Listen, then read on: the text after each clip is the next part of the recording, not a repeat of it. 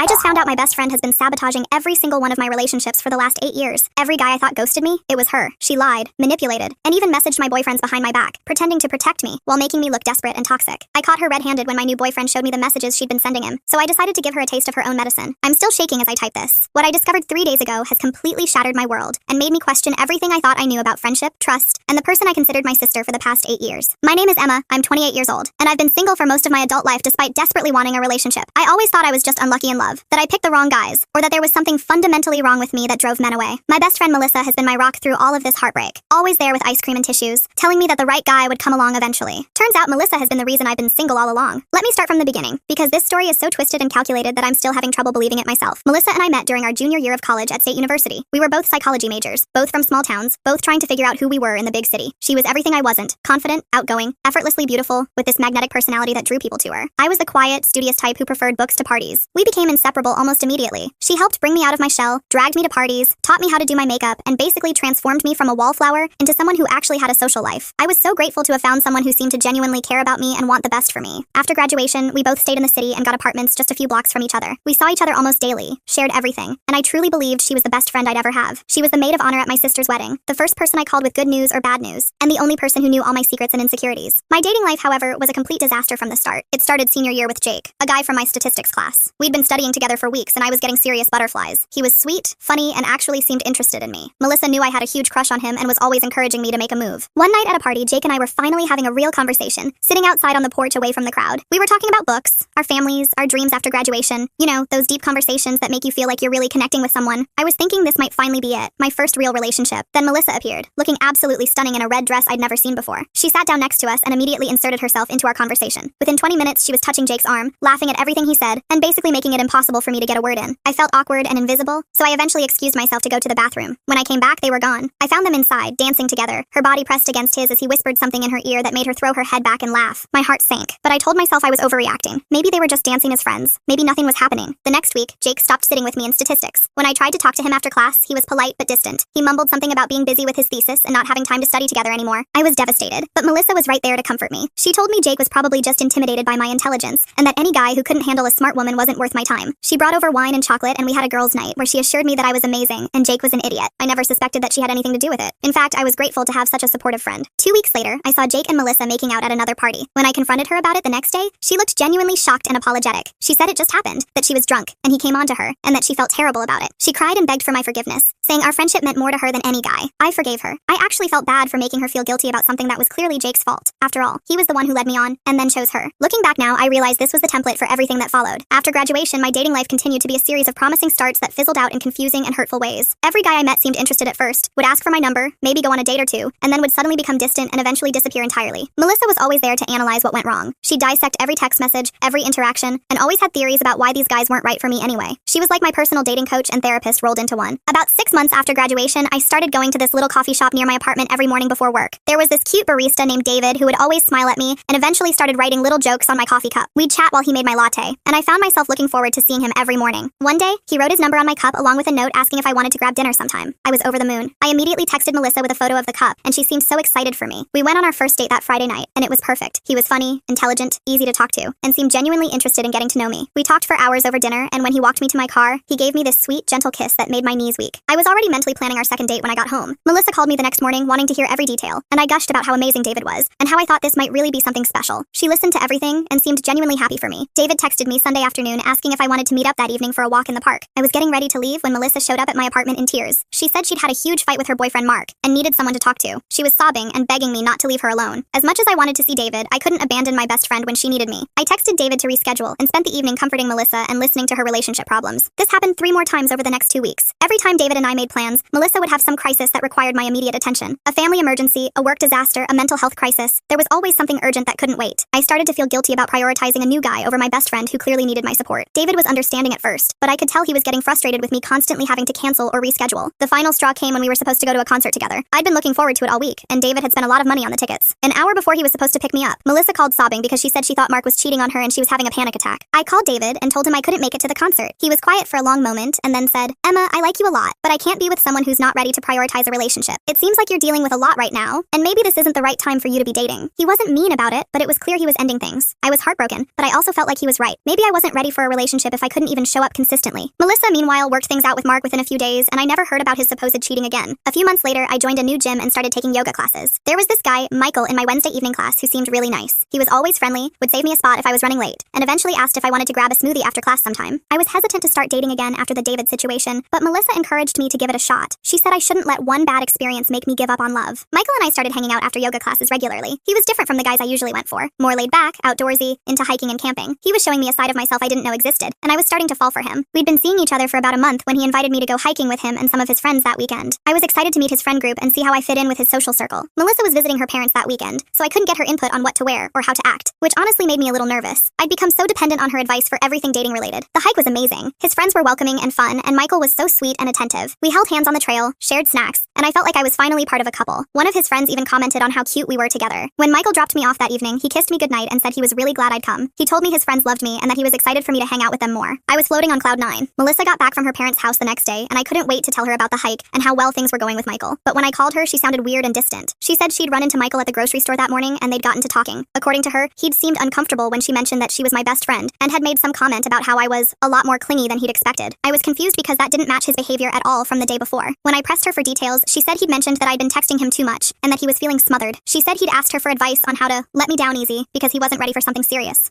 I was devastated and embarrassed. I went back through all my text messages with Michael, trying to figure out where I'd gone wrong. I didn't think I'd been texting him excessively, but maybe I'd misread the situation entirely. Instead of talking to Michael directly, I started pulling back. I stopped initiating conversations, kept my responses shorter, and declined a few invitations to hang out because I didn't want to seem desperate. Michael noticed the change immediately and asked if everything was okay. I was too embarrassed to tell him what Melissa had said, so I just told him I was busy with work and family stuff. Within 2 weeks, he stopped reaching out entirely. When I ran into him at yoga class, he was polite but distant. Eventually, he stopped coming to Wednesday classes altogether. I was heartbroken and convinced that I'd somehow sabotaged another promising relationship by being too eager or needy. Melissa comforted me and assured me that it was better to find out early that he wasn't serious about me. Over the next few years, this same scenario played out with 3 more guys. Ryan from my book club, Alex who I met at a friend's wedding, and James from my pottery class. With Ryan, Melissa told me she'd overheard him at a coffee shop talking to his friend about how I was not really his type physically and that he was only dating me because I was convenient. I immediately became self-conscious about my appearance and started acting differently around him, which created distance between us until he eventually stopped calling. With Alex, she claimed she'd seen him on a dating app while he was supposedly exclusively seeing me. She showed me what she said was a screenshot of his profile, but something about it seemed off. When I confronted Alex about it, he was genuinely confused and showed me that he deleted all his dating apps weeks earlier. But the seed of doubt had been planted, and I found myself constantly questioning his honesty until our relationship deteriorated. With James, Melissa said she'd heard from a mutual acquaintance that he'd been telling people I was desperate and trying too hard to lock him down after we'd only been dating for a month. I was mortified and started acting more aloof and independent, which James interpreted as disinterest. He told me later that he'd felt like I was pushing him away and wasn't sure what he'd done wrong. Each time the relationships ended, and each time Melissa was there to comfort me and help me analyze what went wrong. She was always so supportive and caring, and I was grateful to have someone who understood how frustrating dating could be. I started to believe that I was just bad at relationships, that there was something about me that drove men away. Maybe I was too intense, too needy, too something. Melissa would always assure me that I was amazing and that the right person would appreciate me for who I was, but privately, I started to wonder if I was meant to be alone. 3 months ago, everything changed when I met Tom at my company's annual charity fundraiser. He worked for one of our partner organizations, and we were introduced by my boss who thought we'd have a lot in common professionally. Tom was different from the other guys I'd dated. He was confident without being arrogant, successful but down to earth, and had this way of making me feel like the most interesting person in the room when we talked. We spent the entire evening together at the fundraiser, talking about everything from work to travel to our favorite books. When the event ended, he asked for my number and suggested we continue our conversation over dinner later that week. I said yes, but I was terrified of repeating the same patterns that had destroyed my previous relationships. I told Melissa about Tom the next day, and she seemed excited for me but also concerned. She reminded me of all my past relationship failures and suggested that maybe I should take things very slowly this time to avoid scaring him off. Our first official date was incredible. Tom picked a restaurant he thought I'd love based on our conversation about my favorite types of food, and he was right. We talked for hours, and there wasn't a single awkward moment. When he walked me to my car, he kissed me goodnight, and it was even better than I'd imagined. For the first time in years, I felt hopeful about my romantic future. Tom and I started seeing each other regularly. He was consistent, reliable, and seemed genuinely interested in building something real with me. He remembered details from our conversations, planned thoughtful dates, and introduced me to his friends and coworkers. After 6 weeks, he asked me to be his girlfriend officially, and I said yes. I was falling hard for this man, and for once, it seemed like my feelings were being reciprocated. Melissa's behavior during this time was different. She'd always been so invested in my dating life before, wanting to hear every detail and offering advice on everything from outfit choices to text message responses. But with Tom, she seemed more distant and less enthusiastic. When I'd gush about how amazing he was, she'd make subtle comments reassurance about not wanting to see me get hurt again. She'd remind me that all my relationships had started out well before falling apart, and she'd encourage me to keep my expectations realistic. I tried not to let her negativity affect me, but her words stuck in the back of my mind. Was I repeating the same mistakes? Was I setting myself up for another heartbreak? About 2 months into my relationship with Tom, Melissa started making offhand comments that made me uncomfortable. She'd mentioned that she'd seen him around town in situations that seemed slightly suspicious, like at a restaurant with a woman she didn't recognize, or staying late at his office when he told me he was going home. When I'd ask for more details or suggest that there might be innocent explanations, she'd backtrack and say she was probably mistaken, or that she didn't want to cause problems between us. But she'd plant these seeds of doubt that would grow in my mind. One evening, Tom and I were supposed to have dinner at his place. He'd been planning to cook for me all week, and I was looking forward to a quiet, romantic evening together. About an hour before I was supposed to go over there, Melissa called me in tears. She said she'd been driving past Tom's apartment building and had seen him outside talking to a beautiful blonde woman. According to her, they were standing very close together, and the woman had her hand on his arm. She said it looked intimate, and that she was worried he might be cheating on me. My heart dropped into my stomach. I trusted Tom, but Melissa had no reason to lie to me, right? She was my best friend and only wanted to protect me. I called Tom and told him I wasn't feeling well and needed to cancel our dinner plans. He was concerned and offered to come over with soup or medicine, but I told him I just needed to rest. I spent the evening with Melissa instead, analyzing what she'd seen and trying to figure out if there was an innocent explanation. The next day, Tom mentioned that his sister had been in town unexpectedly the night before and had stopped by his apartment to catch up. He said he was disappointed that I'd been sick because he'd really wanted me to meet her. I felt terrible. His sister was the blonde woman Melissa had seen, and I'd missed the opportunity to meet her because I'd let my insecurities get the better of me. I made up an excuse about food poisoning and promised to meet his sister the next time she was in town. This happened several more times over the next few weeks. Melissa would see Tom in situations that seemed questionable. I'd panic and create distance, and then I'd later discover that there was a perfectly innocent explanation for whatever she'd witnessed. I started to wonder if Melissa's judgment was clouded by her concern for me, or if she was seeing threats that weren't actually there. But I didn't want to hurt her feelings by suggesting that she might be wrong, especially when she was clearly just trying to look out for me. Everything came crashing down 3 days ago in the most unexpected way. Tom and I had been dating for almost 3 months, and things were getting serious. We'd started talking about taking a weekend trip together, and he'd even hinted that he wanted me to meet his parents soon. I was happier than I'd been in years. That Tuesday afternoon, I was at work when I got a text from Tom asking if we could talk that evening. Something about the tone seemed serious, and I immediately started panicking that he was going to break up with me. I called Melissa during my lunch break, and she was surprisingly calm about the situation. She said that maybe Tom was ready to take the next step in our relationship and wanted to have a serious conversation about our future. For once, she was being optimistic and encouraging. But I had this nagging feeling that something was wrong. Tom had seemed distant for the past few days, and I couldn't shake the worry that I'd done something to push him away. I decided to surprise him by bringing dinner to his apartment before he had a chance to start whatever serious conversation he wanted to have. I thought that if I showed up with his favorite takeout and we had a nice evening together, maybe I could prevent whatever bad news he might be planning to deliver. I used the spare key he'd given me the week before and let myself into his apartment around 6 p.m. I was arranging the food in his kitchen when I heard voices coming from his bedroom. Tom was on a phone call, and I could hear him talking to someone. I wasn't trying to eavesdrop, but his voice was carrying, and I couldn't help but overhear parts of the conversation. What I heard made my blood run cold. "I don't know, Melissa, this is getting really weird," Tom was saying. "I care about Emma a lot, but the things you're telling me about her are making me question everything." My heart stopped. Tom was talking to Melissa? When had they even met? Why was he calling her? I crept closer to the bedroom door, my hands shaking as I tried to make sense of what I was hearing. "I believe you that you're just looking out for her," Tom continued, "but some of the stuff you're saying doesn't match the person I've gotten to know. Are you sure she said those things about my sister? Because that doesn't sound like Emma at all." I could hear Melissa's voice through the phone, but couldn't make out her exact words. Whatever she was saying, Tom didn't sound convinced. "Look, I was planning to talk to her tonight about some of this stuff, but I think I should just ask her directly instead of going through you. If she's really as possessive and manipulative as you're claiming, I'd rather see it for myself than take someone else's word for it." Possessive and manipulative? What had Melissa been telling him about me? I heard Tom moving around in the bedroom, and I quickly rushed back to the kitchen, trying to look busy with the takeout containers.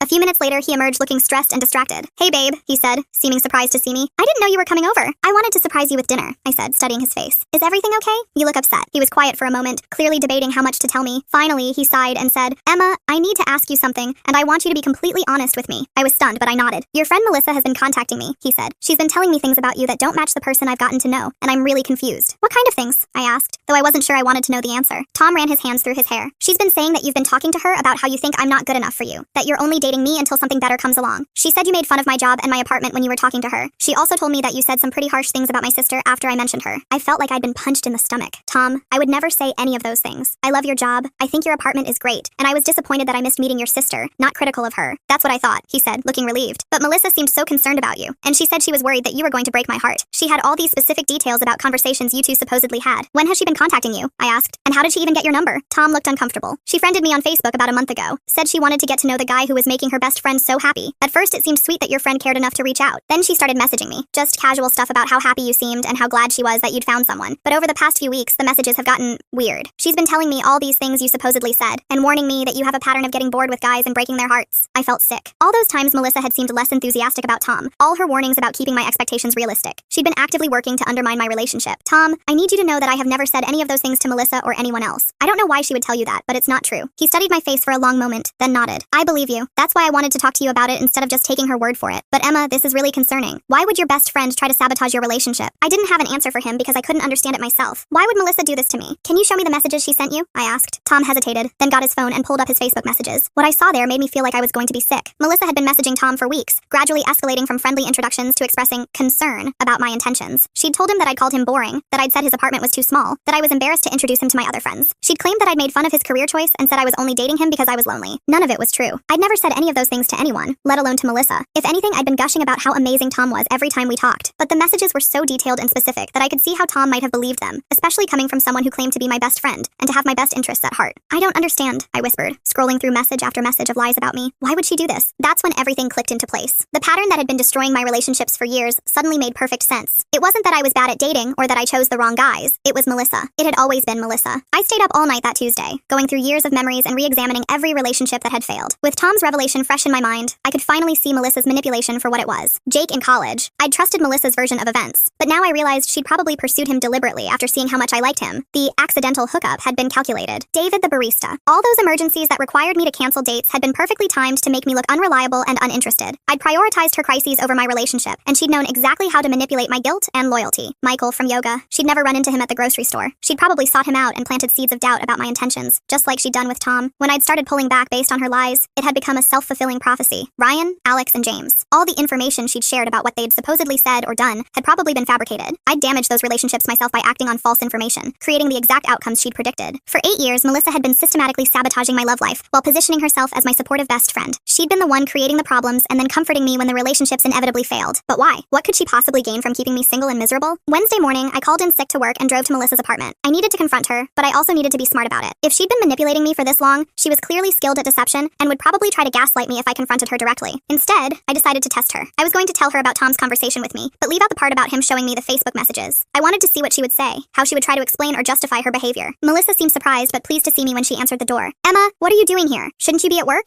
I needed to talk to you, I said. Something happened with Tom yesterday. Her eyes lit up with interest, and I could see her trying to hide her excitement. Oh no, what happened? Did you guys have a fight? Not exactly, I said, watching her face carefully. He told me that you've been messaging him on Facebook. For just a split second, I saw panic flicker across her features before she composed herself. Oh, that, she said, waving her hand dismissively. I just wanted to get to know him better since you're so serious about him. I hope that's okay. He said you've been telling him things about me, I continued. Things that aren't true. Melissa's expression shifted to one of concern and confusion. What do you mean? I've only told him good things about you. Tom said you told him that I called him boring and that I'm embarrassed to introduce him to my friends. She looked shocked. Emma, I would never say anything like that. Are you sure he understood what I was saying? Maybe there was some kind of miscommunication. Even now, faced with being caught in her lies, she was trying to manipulate the situation. She was suggesting that Tom had misunderstood her rather than admitting to what she'd done. Melissa, he showed me the messages, I said quietly. The color drained from her face, and for a moment she looked like a deer caught in headlights. Then her expression hardened into something I'd never seen before. Cold, calculating, and almost cruel. So what if I did? She said, her voice completely different from the sweet, caring tone she usually used with me. Someone needs to protect you from making another mistake. Protect me? I couldn't believe what I was hearing. You've been lying to him about me. I've been saving you from another heartbreak, she snapped. Do you really think Tom is going to stick around? You're not exactly known for your successful relationships, Emma. I was doing you a favor by ending it before he could hurt you. The only reason my relationships don't work out is because you sabotage them, I yelled, all the pieces finally falling into place. You've been doing this for years, haven't you? Every guy I've dated, every relationship that's failed, you've been behind all of it. Melissa laughed and the sound was bitter and cold. You're being paranoid. Not everything is about you, Emma, but I could see the truth in her eyes. She wasn't even trying to deny it anymore. Why? I whispered. Why would you do this to me? I thought you were my best friend. Because you're pathetic, she said, and her words hit me like a physical blow. You're needy and desperate, and you throw yourself at any guy who shows you the slightest bit of attention. Do you know how exhausting it is being your friend? Always having to comfort you when another relationship fails? Always having to listen to you whine about being alone? I stared at her, unable to process what I was hearing. This person standing in front of me saying these horrible things was supposed to be my best friend. If you hate me so much, why have you stayed friends with me for 8 years? I asked. She shrugged. Because you make me feel good about myself. You're so desperate for love and approval that you make me look like a catch by comparison. And honestly, it's been kind of fun watching you fail over and over again while thinking you're just unlucky. The cruelty in her voice was like nothing I'd ever heard before. This wasn't the Melissa I thought I knew. This was someone who had been enjoying my pain, who had been deliberately causing it for years. You're sick, I said, backing toward the door. You're a sick, twisted person, and I never want to see you again. Fine by me, she called after me as I left. But don't come crying to me when Tom dumps you like all the others did. You'll be alone again within a month, and you'll have no one to blame but yourself. I drove home shaking, barely able to see through my tears. 8 years of friendship, 8 years of trust, and it had all been a lie. Melissa had never been my friend. She'd been my enemy, disguised as someone who cared about me. I called Tom as soon as I got home and told him everything. He was horrified by what Melissa had said to me, and incredibly apologetic for believing any of her lies, even temporarily. I should have trusted you from the beginning, he said. I'm so sorry that I let her get in my head at all. It's not your fault, I told him. She's been perfecting this manipulation for years. She knew exactly how to seem believable. Tom came over that evening, and we spent hours talking about everything Melissa had done and how it had affected my previous relationships. He helped me see that none of those failed relationships had been my fault. They'd all been casualties of Melissa's Melissa's systematic sabotage.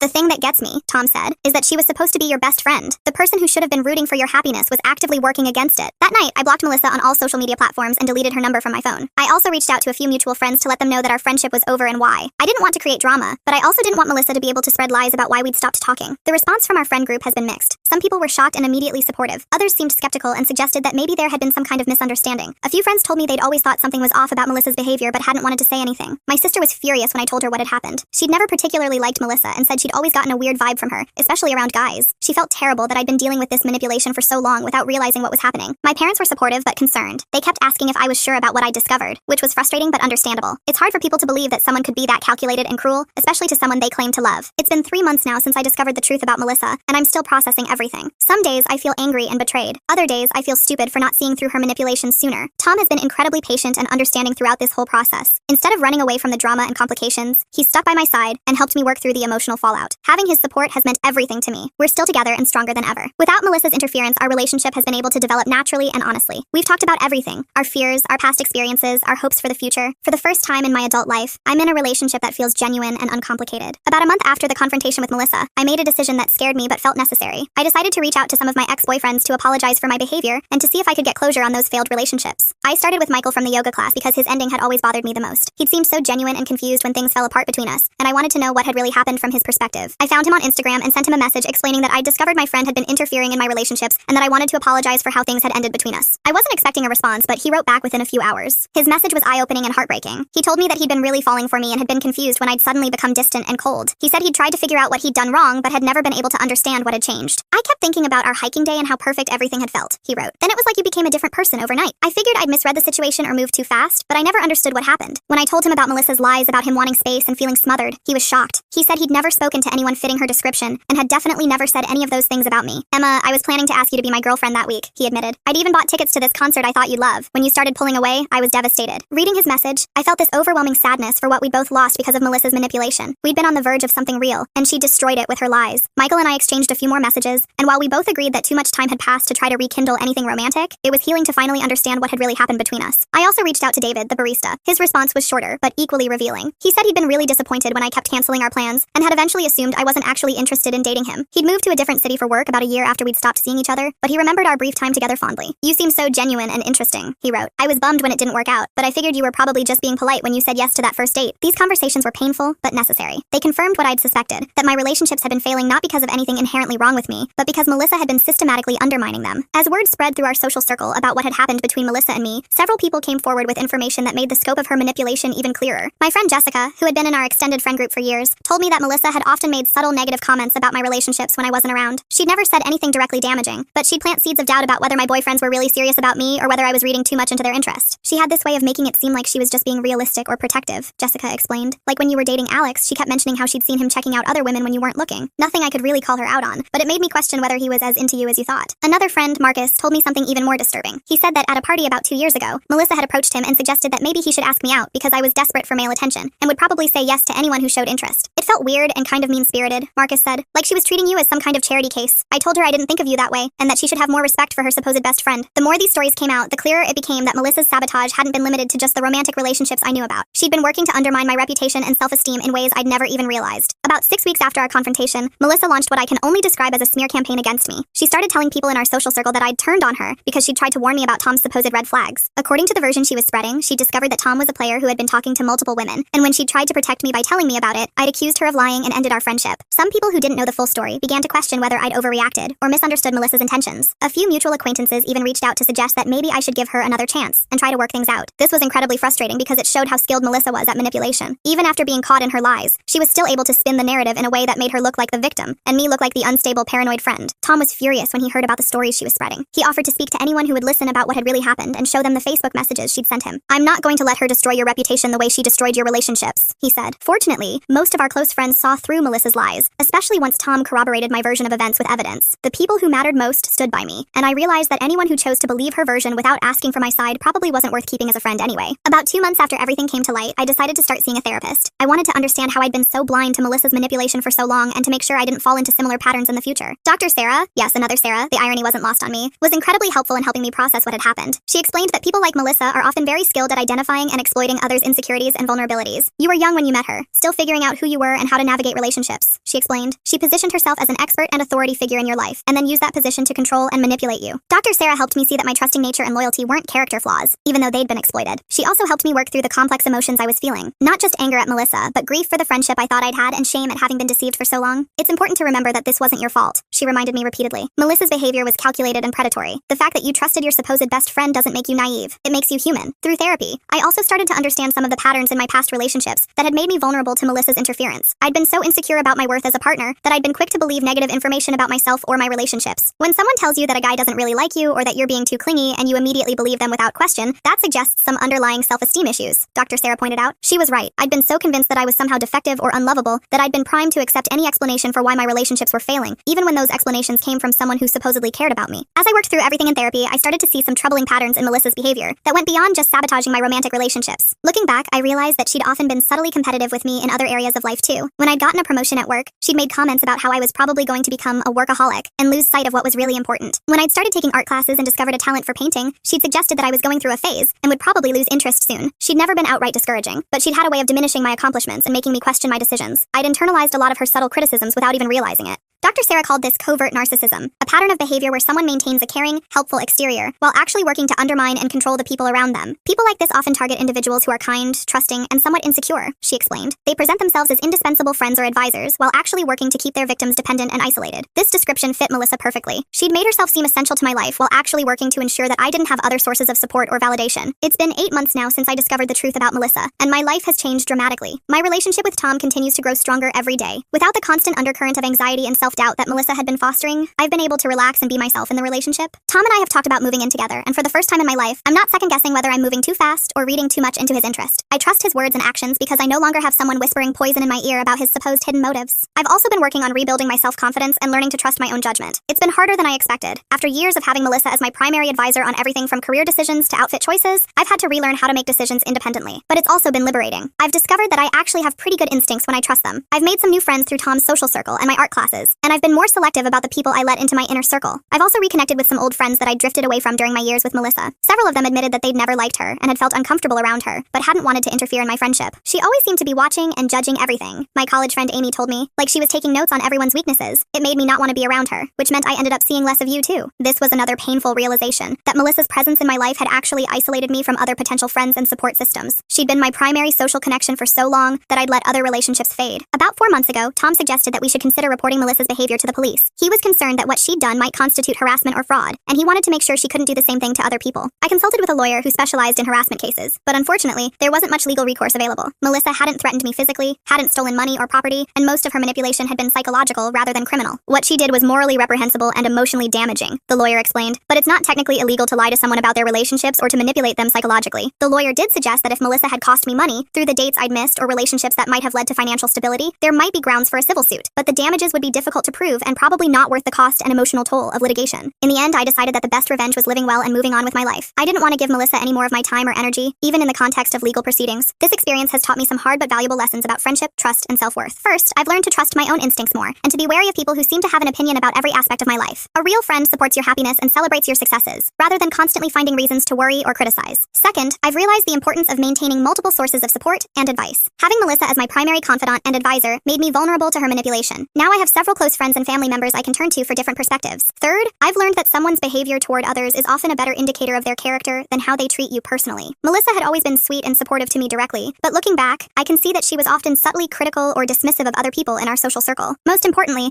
I've learned that my worth as a partner and friend isn't determined by someone else's opinion of me, even if that someone claims to know me better than I know myself. Tom and I moved in together 3 months ago, and it's been wonderful. We've created a home that feels safe and peaceful, filled with inside jokes and shared routines that make me smile every day. He's met my family and they adore him. My sister has told me repeatedly how how different I seem now. More confident, more relaxed, more like the person she remembered from before I met Melissa. You were always walking on eggshells, she told me recently. Like you were afraid of doing or saying the wrong thing. Now you just seem free. I've also been more successful at work over the past year. Without the constant relationship drama and emotional turmoil that Melissa had been creating in my life, I've been able to focus more clearly on my career goals. I got a promotion 6 months ago and have been taking on more leadership responsibilities. My art has improved dramatically too. I've been painting more regularly and have even sold a few pieces at local art fairs. Tom has been incredibly supportive of my creative pursuits and has helped me set up a proper studio space in our apartment. Through mutual friends, I've heard occasional updates about Melissa's life. Apparently, she's been struggling to maintain friendships and has developed a reputation for being dramatic and untrustworthy. Several people from our old social circle have distanced themselves from her after witnessing her behavior during our friendship breakdown. She's also gone through a series of short-lived romantic relationships, which makes me wonder if she's been applying her manipulative tactics to her own dating life with predictably poor results. Part of me feels a tiny bit of satisfaction knowing that her toxic behavior has finally caught up with her, but mostly I just feel sad for anyone who gets drawn into her web of manipulation in the future. I've occasionally wondered if I should try to warn people about her, but Dr. Sarah has advised against it. Focus on your own healing and growth, she's told me. Melissa's future victims will have to figure out her true nature for themselves, just like you did. 8 months ago, I thought I was unlucky in love and bad at relationships. I thought I had some fundamental character flaw that drove men away and made me destined to be alone. Today, I know the truth. I was never the problem. I was a victim of systematic psychological manipulation by someone I trusted completely. This experience has been traumatic and painful, but it's also been oddly liberating. For the first time in my adult life, I'm in a relationship that's based on honesty and mutual respect. I have friends who genuinely support my happiness rather than secretly undermining it. I trust my own judgment and don't need someone else's approval to feel good about my choices. If you're reading this and something feels familiar, if you have a friend who always seems to have concerns about your relationships, who's always there to comfort you when things go wrong, who seems to know more about your love life than you do, please consider the possibility that they might not have your best interests at heart. Real friends want you to be happy. They celebrate your successes in love and life, rather than finding reasons to worry or criticize. They support your relationships instead of looking for problems in them. If someone in your life is consistently negative about your romantic prospects, if they always seem to have inside information about your partner's supposed red flags, if they're quick to comfort you when relationships fail but seem less enthusiastic when things are going well, pay attention to those red flags. Trust your instincts. Trust your partner's words and actions rather than someone else's interpretation of them. And remember that you deserve friends who genuinely want the best for you, not people who benefit from keeping you isolated and dependent. I lost 8 years of my life to Melissa's manipulation, but I'm not going to lose any more time dwelling on what might have been. I'm focused on building a future with people who truly love and support me, and I've never been happier. To anyone who's been through something similar, you're not stupid for trusting someone who claimed to care about you. You're not weak for being manipulated by someone who is skilled at deception, and you're not broken or unlovable just because someone convinced you that you were. You deserve real love, real friendship, and real happiness. Don't let anyone convince you otherwise.